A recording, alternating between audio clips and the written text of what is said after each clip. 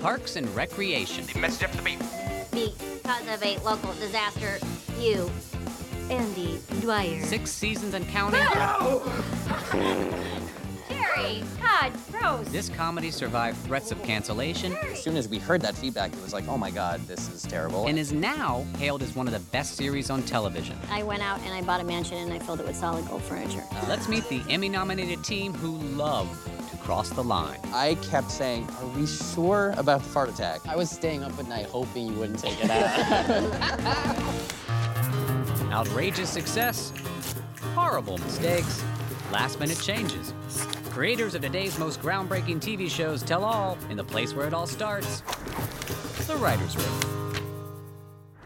All right, welcome to the Writers' Room. Today, just a fantastic way to introduce our show. We're gonna have almost like mystery guests, sort of like The Voice. Here we go, we have Mike Schur, Amy Poehler, Dan Gore.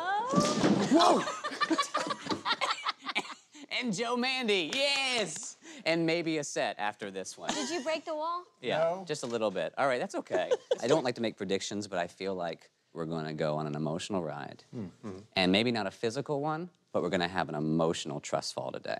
Oh. Don't you think so? No, I really don't. Okay, so we will not be going there. I think Okay. this is all business. Oh, then let's go. Yeah, let's just go. All right, here we go. Oh, it's, bye.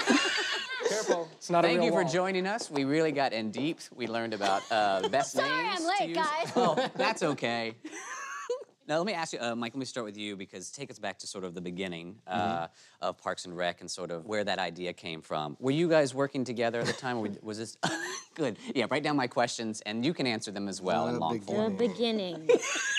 Amy and I had worked together at SNL. Right. And then I came out and worked in the office, and Greg Daniels and I were going to develop a show together. And the idea really came from, it was 2008, and the world was falling apart, and the financial crisis was happening. And we weren't sure how, but it was clear to us that government was going to be a very important part of people's lives in a new way. And so we had the idea of saying, like, well, there's all this kind of big picture sort of theorizing about what the government is and what it should do and what the role of government is in people's lives.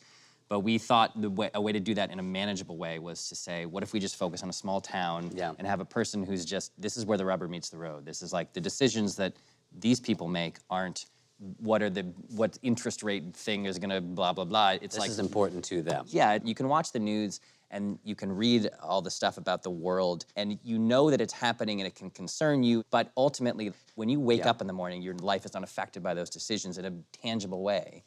Most people wake up and if they have a problem with the government, it's that they got a parking ticket and they want to contest it. And so that's what we wanted. We also thought it would be a fun way to talk about issues that are bigger issues. So, I mean, one of our first issue episodes was when Leslie decides to have a cute little ceremony at the zoo where 2 penguins get married. Right. And then it turns out that they're both male penguins and it's a gay marriage.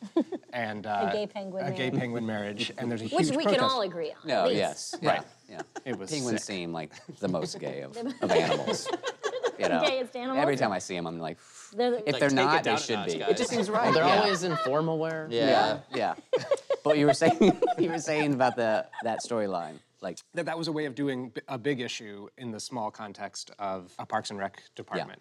So, I mean, it's both the idea of like bringing big stakes to little things like a parking ticket or arguing over a soccer field and also finding a small stakes way to do a big stakes story. yeah. I think I nailed that. No, you did nail it. Joe and Dan, did you come on at the beginning? Yes. Were you guys there from the beginning?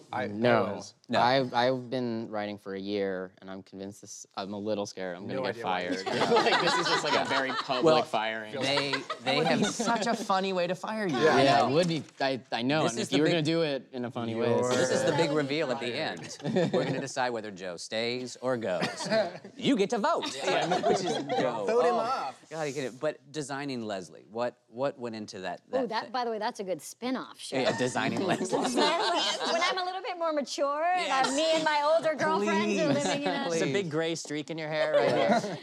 But approaching that. Well, like, the did you have something that you wanted to play? You guys talk about this character? The character was quite formed when it came to me. I mean, Leslie Knope was already there, and we tweaked a little bit, not so much really who Leslie was, but how the rest of the world kind of responded to her. And that was that people thought that she was coming off ditzy. Okay. And as soon as we heard that feedback, it was like, oh my God, this is terrible. And all we did is just change. We mostly, like Amy said, we had people react to her in a different way. We had people be impressed by her work ethic instead of sort of going like, ugh, why do I have to work on this thing that you want to work on? Yeah. And that, I think, largely changed the perception. Now, going into the writer's room, because this is, I'm always curious about how shows sort of tackle breaking stories, finding stories, all those kind of things. What did y'all sort of process in the room? It's very fun. Like, Yeah. it's very fun to do it because the writing staff has a lot of odd, different voices in it. Yeah. And it's very fun when I get a giant Frankenstein draft to sort of pick out like who wrote what wrote joke, that? which is really it easy to pinpoint when certain people gravitate towards Well, it's something? interesting, you know, coming from SNL, you always knew what every person wrote. And when I first started, I was always like, who wrote this? Which joke is this? Who? Like, I was always kind of curious who to like kind of assign Blame. blame or Yeah, blame yeah. or- Sometimes blame, sometimes congratulations. Yeah. Shame. But then you start to understand, in the same way that writers start to understand the character and actors' voices, you get to pick up on the rhythm and the vibe of Yeah. certain writers. And you get used to it on SNL because the writers, you know, I was always surprised when I left SNL how far away the actors and the writers would be literally geographically. The writers would be in the building and the actors would be on set and I'd be like, when do they see each other? Do they Yeah. not eat lunch together? Because at SNL, the writers and the actors are all one big mashup thing. You know, we share offices. We Yeah. share offices with writers. Every writer's room needs a good captain. Every show needs a good captain. And Mike is an ideal captain and a natural captain because he has such a strong voice and a firm leader, but a collaborator. So those kind of things permeate our show because of it. So there's a sense of play, but you also really feel safe that someone's in charge. Those two things aren't always found, I think, in the writer's room or in comedy shows. And, you know, behind the scenes of comedy shows cannot be very fun. Yeah. Coming up, where comedy writers get their inspiration. a stated goal of that retreat was to like Hook to up say with like, all the writers. A, Yeah. Some of the best ideas come after a good Sesh. Welcome back to the Writer's Room with Parks and Recreation. I mean, looking back on a big, grander scale, since we sort of talked about the evolution a little bit of Leslie, like even Tom, because I think, like, you know, the season finale, we get some insight into Tom sort of growing as well. You know? Yeah, well, Rent-A-Swag, which is Tom's, the first good idea he's ever had in his Yes. life. He's had 10,000 bad ideas for businesses, and this is the first good one. Mandy actually pitched it on our writers' retreat did? last year, yeah, and that was a stated goal of that retreat was to like Hook to up say with like all the writers. A. Yeah. I'm going to ask real quick before, because I want to know the answer to that. This writer's retreat, did it get real? It got real. Did it get really real? It started real and got realer. What was the idea behind a retreat? Well, we go away, we go out of LA for 2 days, and we just have a lot of like sort of like sessions of like let's talk about this upcoming season and where did we leave off, where are we going? Yeah. And you know, if people want to experiment sexually, it's up to them. It's That's you not don't a have to stated do goal. that. Hey, Some of the best ideas come after a good... Sesh. They'll beep that out if they even use it. Let me... But this is a little side thing about Jerry, because I thoroughly enjoy characters that basically get crapped on. Sure. Like whenever they say something like, no, this, you know, Yeah. you get so annoyed by this genuinely lovable, wonderful, kind, just immovable as far as like someone cutting him down. You know, we cast Jim O'Hare without a character in mind. He had auditioned for Ron Swanson, and we just liked him. We liked the way he looked, and he seemed like a pleasant guy, and we just thought he was funny, so we just cast him or like threw him into the office. And then we were doing an episode early in season 2 where everyone was trying to dig up dirt on each other. And we wrote this joke that was, the joke was that a character comes to him and says, I've found something out about you, which is that your adoptive mother was arrested for marijuana possession. And he gets this ashen look on his face, and they go, you didn't know that, huh? And he says, I didn't know I was adopted. And so that was, and when that joke was written, it was like, that's who he is. He's a Yes. punching bag. And then what happened is in the next 9 scripts, there were Every joke. 40 Jerry jokes per script of just pounding on him, just mercilessly, to the point where we had to go like, oh, guys, every scene was nothing but people. Let's go to that well. Well, then this season also was the fart attack. Which Yes, was He had big. a he had a heart fart attack attack. and farted throughout the heart attack, and Tom was making fun of him for farting while he was dying. But please, but pretty please, that highbrow show. had to be like You couldn't stop laughing in the writer's room. I'm just guessing when you Oh, started fart talking attack about is a real, was a real good one. I kept saying, "Are we sure about the fart attack? Are we sure?" And all the writers were like, "Yes, 100%. shut up. Absolutely. Go with it." I was staying up at night hoping you wouldn't take it out. That was so... I went on WebMD to see if that was an actual symptom of a heart attack, and it is. Is it? You can, some people do Excessive flatulence. excessive. That's fantastic. It's medically sound, that episode. All of our episodes are medically sound. It does feel like, well, we all know that the writers and the actors are feeding off each other because you're pulling from them things, you know, that could be stories. Like, that's an interesting thing. Like, can you guys think of a specific sort of, like a personal story that one of you may have pitched, or something that happened to your life, or something that happened to Nick, or any of these people that you're just like, we shot this. Large chunks of Ron Swanson just come right out of Nick Offerman's Really? real life. In yeah, what way? He is a woodworker. He plays the saxophone. He serious? drinks. Yes, he is a Makes red you meat. fall in love with him more. Yeah, It's all please. real. He's a red meat enthusiast and a whiskey enthusiast. In fact, there was one scene we shot where he was in a diner and he was trying to get out of a lunch, and the stage directions called for him to eat an entire hamburger in one bite because he was trying to hurry things up. Right. So they sort of hollowed out a hamburger, and he, you know, did it. And then the director was like, "Let's do that again, but do it." He had sort of like shoved it half in his mouth and then whatever.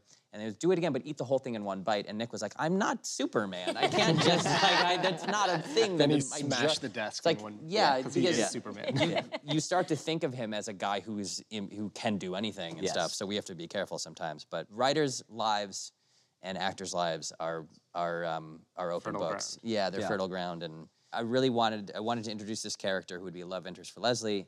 And I met with Adam Scott. At the same time, Rob Lowe was leaving Brothers and Sisters, and the network called us and said, "We heard Rob Lowe might be available." And I loved Adam so much, but also Rob Lowe is Rob Lowe. And so we decided to kind of shoot the moon or try to, and bring on two characters. Yeah. And so we designed his character, Chris Traeger, for Rob, and we made them a little unit, a little pairing of sort of yin and yang of Rob is all, he made everyone feel good and flashed his beautiful smile and his blue eyes at everyone and warmed everybody up, and then Adam came in and just slashed their budgets and ruined their lives. Right. And so it worked out. But I will say that the actors, and if you had an actor's room, if that was your next show, like the green room. Are you angling to host this show? I think there's a show called like the Green Room or something, or like I like a host like me or someone, like any kind of host. Anyone though, Like because goes someone back, else could do This it. is great. Anyone like me, or I could just do like the first Yeah, couple, no, and then I go in the So back. you're saying you should be involved with this? I would be happy to, or if someone else would, or I'll just start it, or I'll just do it, or I'll do all of I them. can make a whatever. list of names of people who could. There are a lot of do it. We options could in make a LA. list, or we could just start with me and we'll just like end the list. Yeah.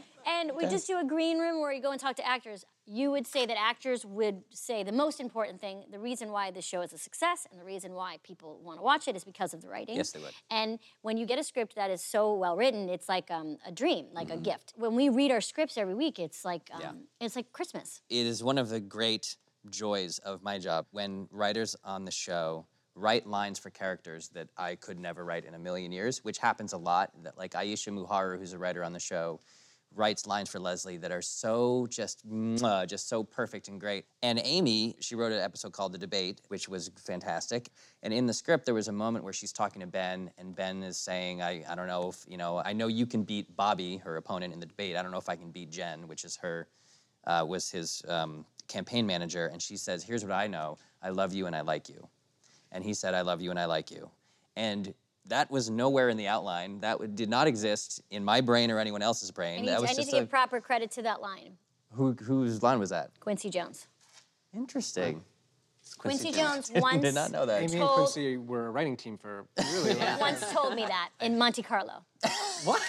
That's fantastic. He held my face in his hands and he said, I love you and I like you. Well, As soon as you said that, I knew, one, he was holding your face in his hands, because that's such a Quincy thing. you knew it was Monte Carlo. I knew it was Monte Carlo, Yeah, just based the on only that. place that could happen. That's the only place it could happen. Coming up next, competition gets fierce in the writer's room. Who's got the most jokes? Everyone's tied for last. Okay. Welcome back to the writer's room with the creators of Parks and Recreation. We have an operating principle at our show, which is best idea wins. If there's too much of a sense of like someone's tallying up in a back room somewhere how many jokes per episode or whatever, then that's the stress that no one needs. And if everybody just feels like it's a big fun team that's everyone's kicking in and we make a good show, then you just have more pride in the show as a whole. That said, who's winning? Good question. Who's got the most jokes? Who's winning? I do have a tally. They Okay. just don't Who's share. winning in the writers' room? They could be someone here or someone. Everyone's tied for last. Okay. Oh. What is the one though? What is that storyline? What's that card that has been stuck up there forever? And then you guys like. You guys There's one. The one that you're gonna go like, we have to put that in a show, and then Fart Attack made it, but this one is struggling to make the cut. There's a couple. There was one. It's basically a story where the idea for the story was that Leslie and Anne teach a class to young girls about conflict resolution. Is it called conflict resolution? No. For the sake of argument, we'll say it's conflict resolution. Sure. And When this while- was pitched, it was glowing, like white hot. It was like, yes, perfect This is it, story. this is it. We know what perfect. this is. while they teach the class, they get in a huge fight. It's teaching a class in a sort of Mean Girls style. Yes. Teaching a class to middle school 13-year-old girls about girls. like don't be mean to each other, don't insult each bullying, other, yes. like be Supportive. be supportive. But we Fight tried to break without this episode for so long, and it just kept. And it was out there, and we write a story document, but we call it a Goldilocks. It's just, and the idea is that Where does the name Goldilocks come from? I it don't comes know from that. the idea Well, that Amy. I think it's Just practicing for the green. Just practicing for the Half of green. the green room, good. And ask him what it's like to get you in would that be a skin. really good host of the Thank you. show. I think so too. I mean, you're doing a great job No, too. it's okay. No, But Two people can do a good job, or one person can take over someone else's job. Doesn't matter. no, Still it makes sense. It makes sense. You could just roll where over does, there. where did the name Goldilocks come from? It comes from The Office, and the idea is that it's a telling of the story that has as few details as you would use to tell Goldilocks, just the very basic information. So one day we took it off the board, and we found the most remote corner, and we tacked it up there. It was like raising a championship banner into the rafters. Like But the after- opposite, because it Yeah, was the a opposite. a championship It's like banner you've of failure. retired this Well, card. it defeated sort of. us. It was It that defeated card you? is the champion. It yeah. defeated the entire Red We Sox. did that it was the middle of season 3.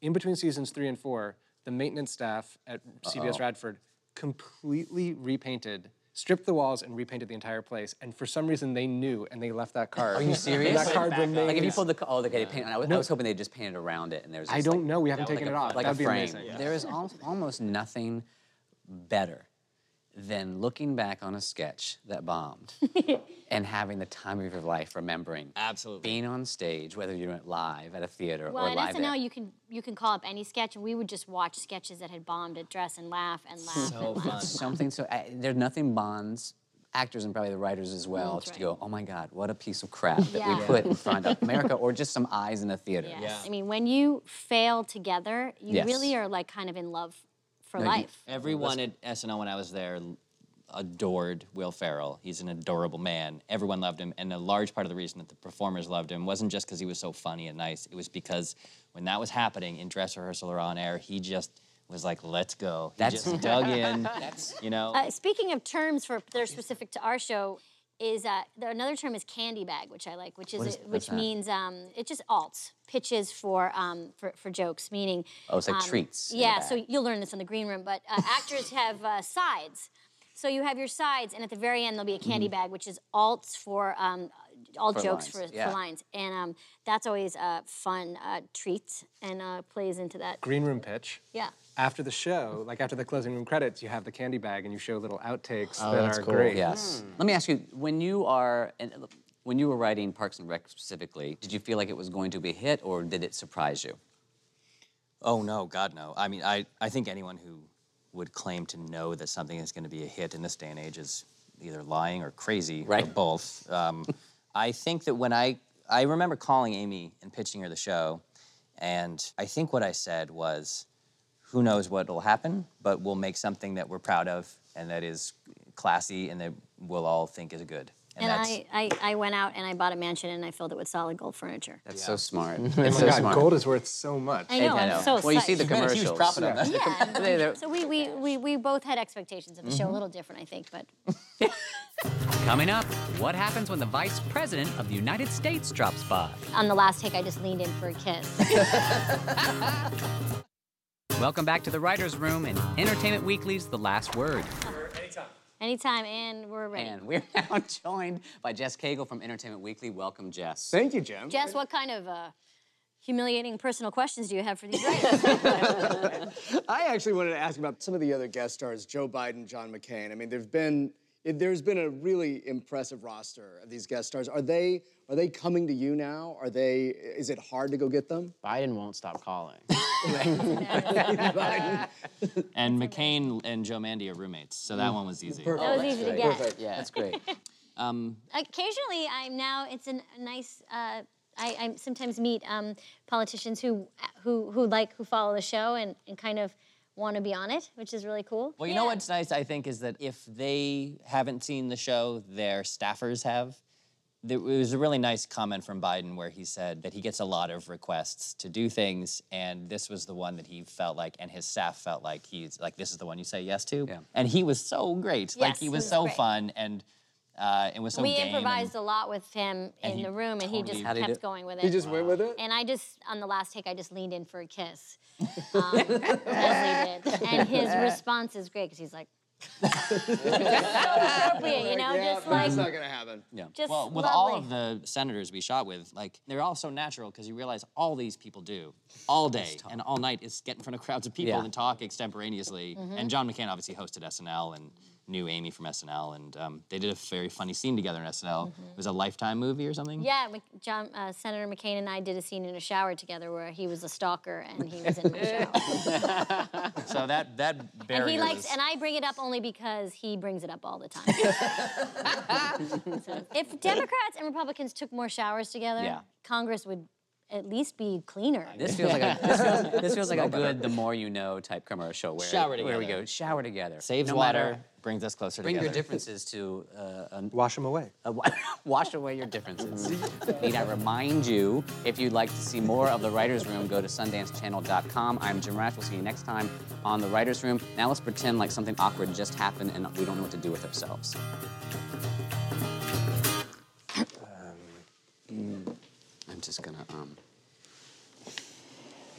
look over here. Oh, did you want? Oh, wait, here's something that I wanted to do back here. Hello? Yep, yes, it's a good time.